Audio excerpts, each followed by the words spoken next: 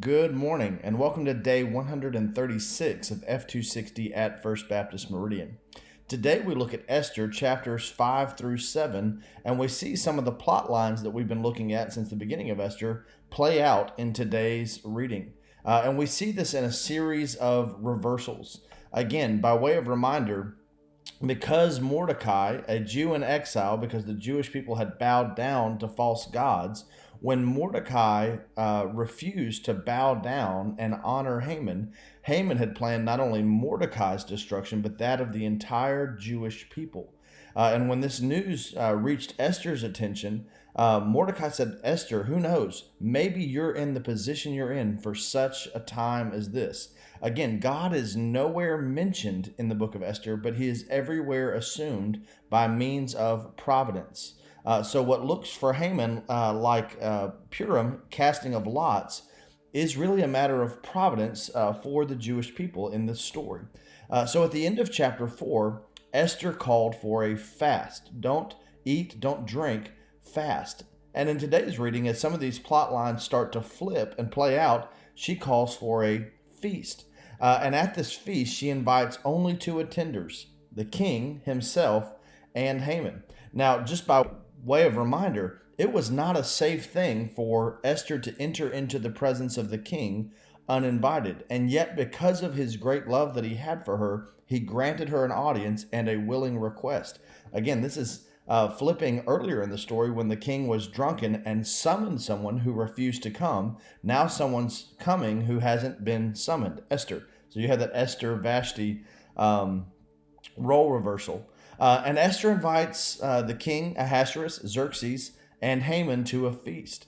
And at the first feast, she invites them to a second feast. And Xerxes says, man, I'll give you anything up to half my kingdom. So we go from fasting to feasting. In the meantime, Xerxes can't sleep at night because he remembers that he never honored Mordecai for saving his life when the two assassins had rashly planned to assassinate the king. And so he summons Haman and asks how he should honor a man he wishes to honor. And Haman, inflated with pride and acting rashly, lays out exactly how he would like to be honored. Let him ride on a horse that the king is ridden on. Let him wear some of the king's clothes. Parade him through town and say, this is how the king honors a man that he wants to honor.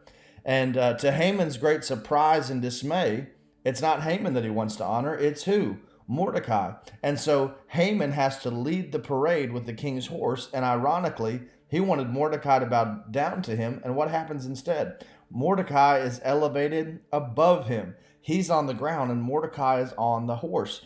Haman is lower than the very person he wanted to honor him. So again, you see these reversals.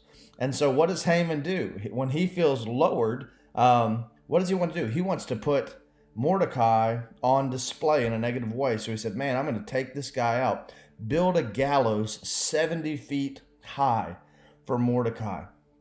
And then in the third chapter we read today, chapter 7, what happens? You see the second feast. At the second feast, when Esther can request anything, she says, if this were just a matter of my people being enslaved, that would be one thing, but we are to be annihilated, exterminated. I just want to save myself and my people. And this throws Xerxes off, right? He signed this rashly. So he said, who has conspired to do this evil thing? And Esther outs Haman as the primary antagonist. Haman, who thought he was at this feast to be honored, is rather at this feast to be condemned and ultimately judged. And ironically, Haman ends up being hung on the very gallows that he had built to hang Mordecai.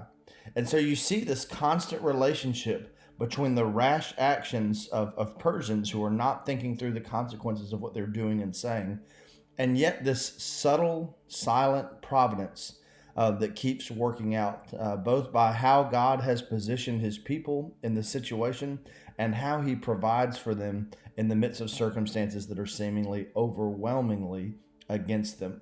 You see this in the difference between Esther and Vashti. You see this in the flipping of the roles between Haman and Mordecai. And you ultimately see this for the salvation of God's people. Again, by way of reminder, they're in exile. And part of the point of exile is that the same God who allowed them to go there is not bound to the place from which they came. He can provide for them anywhere, including Persia, Babylon, the very ends of the earth. There is nowhere that God's people cannot go where they find God's ability to be God hindered. Keep reading, keep reflecting, keep responding, and we'll wrap up the story of Esther tomorrow. God bless.